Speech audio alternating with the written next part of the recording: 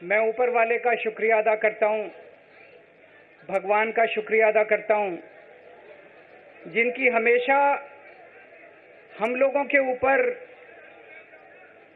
बहुत कृपा रहती है, बहुत आशीर्वाद रहता है भगवान का, भोलेनाथ का, हनुमान जी का बहुत आशीर्वाद रहता है। इसी वजह से इतनी बड़ी बड़ी मुसीबतों से निकल के हम लोग आते हैं। इतने बड़े बड़े सामने हमारे दुश्मन हैं जिनसे लड़के हम लोग सफल होते हैं। एक छोटी सी पार्टी जिसने इस देश की राजनीति बदल के रख दी। मैं इसीलिए सबसे पहले ऊपर वाले का पूरे सम्मान के साथ शुक्रिया अदा करता हूं और आशीर्वाद चाहता हूं।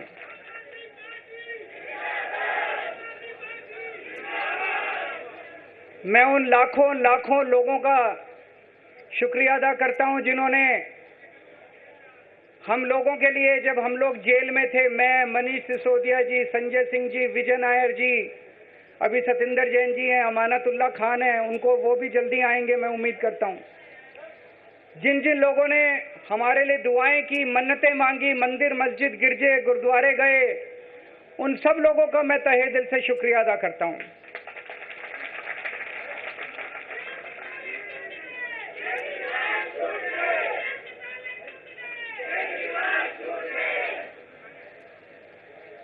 जेल में काफी वक्त मिला सोचने का, पढ़ने का, और कई किताबें पढ़ी, पॉलिटिकल किताबें पढ़ी, अपने स्वतंत्रता के आंदोलन की किताबें पढ़ी, गीता कई बार पढ़ी, रामायण पढ़ी, महाभारत पढ़ी। आज मैं अपने साथ एक किताब लेके आया हूं, ये भी मैंने कई बार पढ़ी, भगत सिंह की जेल डायरी। आप लोगों ने पढ़ी है? पढ़ना इसको जरूर, खरीद लेना, खरीद के इसको पढ़ना, भगत सिंह की जेल डायरी। जब भगत सिंह जेल में थे, आज से 90-95 साल पहले, उन्होंने जेल के अंदर अपने लेख लिखे थे, वो लेख इसमें हैं। और जेल के अंदर से उन्होंने बाहर कई लोगों को खत लिखे थे, उन्होंने अपने क्रांतिकारी साथियों को खत लिखे थे, उन्होंने देश के युवाओं के नाम खत लिखे थे। बलिदान से पहले साथियों को अंतिम पत्र 22 मार्च 1931, ये खत उन्होंने जेल से लिखा और उनके साथियों तक पहुंचाया अंग्रेजों ने। बटुकेश्वर दत्त की बहन प्रोमिला को पत्र, बचपन के दोस्त जयदेव गुप्ता को पत्र, वाइसरॉय को पत्र, ये सारे पत्र अंग्रेजों ने भगत सिंह के पहुंचाए। युवाओं के लिए जो पत्र लिखा, वो पत्र बाकायदा युवाओं के एक सम्मेलन में पढ़ के सुनाया गया। भगत सिंह की शहादत के 95 साल बाद आजाद भारत के अंदर एक क्रांतिकारी मुख्यमंत्री जेल गया। मैं अभी जेल गया, मैंने जेल से एक ही पत्र लिखा था एलजी साहब को। 15 अगस्त था, देश का स्वाधीनता दिवस था। देश के आजादी के दिवस के ऊपर दिल्ली का मुख्यमंत्री दिल्ली सरकार की तरफ से झंडा फहराता है। मैंने एलजी साहब को 3 दिन पहले चिट्ठी लिखी, 15 अगस्त के 3 दिन पहले, कि एलजी साहब, मैं चूंकि जेल में हूं, मेरी जगह आतिशी जी को झंडा फहराने की इजाजत दी जाए। कुछ गलत तो नहीं लिखा? वो चिट्ठी मेरी एलजी साहब तक नहीं पहुंचाई गई, मुझे चिट्ठी वापस करी गई और मेरे को ये वार्निंग जारी की गई। ये वार्निंग भी लेके आया हूं, जिंदगी भर साथ रखूंगा ये मेरे को वार्निंग दी गई कि दूसरी बार अगर आपने एलजी साहब को चिट्ठी लिखने की हिम्मत करी तो आपके साथ जो फैमिली मुलाकात होती है हर हफ्ते, वो फैमिली मुलाकात बंद कर दी जाएगी। मैं मन में सोच रहा था, अंग्रेजों ने भी नहीं सोचा था कि आजाद भारत के अंदर 95 साल के बाद अंग्रेजों से ज्यादा क्रूर और अत्याचारी शासक इस देश के ऊपर आएगा। आपने सुना होगा, बटुकेश्वर दत्त और भगत सिंह ने असेंबली में एक बम फेंका था, या सुना है सब लोगों ने? तो दोनों को जेल हुई, दोनों को एक ही जेल में रखा गया, बगल बगल वाली कोठरी में रखा गया। ये मैं चिट्ठी पढ़ के सुना रहा हूं आपको, भगत सिंह की, जो उन्होंने प्रोमिला को, बटुकेश्वर दत्त की बहन को लिखा। कल रात बट्टू को किसी दूसरी जेल में भेज दिया गया है, तब तक वो उनके साथ ही था भगत सिंह के। ये चिट्ठी 17 जुलाई 1930 की है। उनकी जुदाई मेरे लिए असहाय हो रही है। भगत सिंह लिख रहे हैं बटुकेश्वर दत्त की बहन को कि बटुकेश्वर दत्त की जुदाई मेरे लिए असहनीय हो रही है। आज पहला दिन है जब मैं अपने को पूरी तरह उद्विग्न पा रहा हूं और मेरे लिए हर मिनट एक बोझ बन गया है। एक मित्र से जुदा होना सचमुच सगे भाई से भी ज्यादा प्रिय थे मेरे को बटुकेश्वर। तो दोनों साथ रहते थे। 95 साल के बाद मनीष सिसोदिया और केजरीवाल एक ही केस में जेल जाते हैं।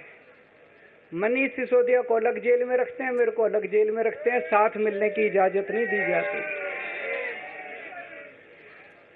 आजादी की लड़ाई जब हुई, जवाहरलाल नेहरू जेल गए, महात्मा गांधी जेल गए, बाबा साहब अंबेडकर जेल गए, चंद्रशेखर आजाद जेल गए, अशफाकुल्ला जेल गए, कितने स्वतंत्रता सेनानी जेल गए, कई कई सालों तक जेल गए।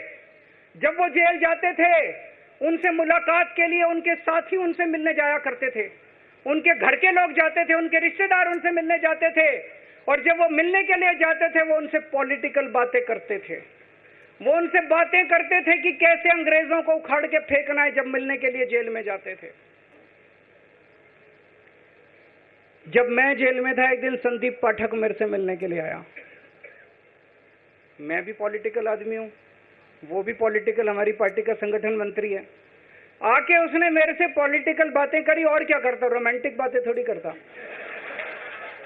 तो पॉलिटिकल आदमी वो, पॉलिटिकल आदमी मैं। मैंने उससे पूछा देश में क्या चल रहा है, उसने देश की पॉलिटिकल हालत बताई। मैंने उससे पूछा पार्टी में क्या चल रहा है, उसने संदीप पाठक को ब्लैकलिस्ट कर दिया गया, उसके बाद मेरे से मिलने नहीं दिया गया। भगत सिंह जब फांसी पे चढ़े, उन्होंने सपने में भी नहीं सोचा था कि ऐसा भारत होगा। आज से 95 साल के बाद इस देश के अंदर इतनी क्रूर और अत्याचारी सरकार आएगी कि अंग्रेजों को भी पीछे छोड़ देगी। दोस्तों,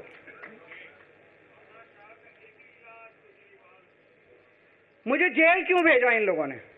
ऐसा नहीं कि केजरीवाल ने कोई भ्रष्टाचार किया, वो इनको भी पता है, मेरे को भी पता है, आपको भी पता है। इन्होंने जेल क्यों भेजा मेरे को? इनका मकसद था आम आदमी पार्टी को तोड़ना।